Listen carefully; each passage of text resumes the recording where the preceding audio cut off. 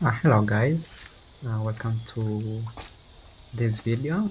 On today's episode, we're going to try and rebuild or refresh an engine for Honda Integra DC5. The engine in it is a K20.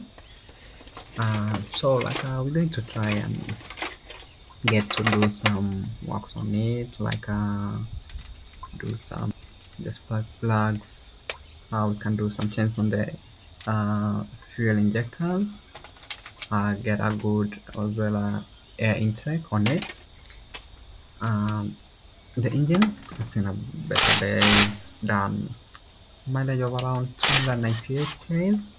So just so it's like a good time to get to rebuild it and make it like a bit more good and still serve me for quite some time.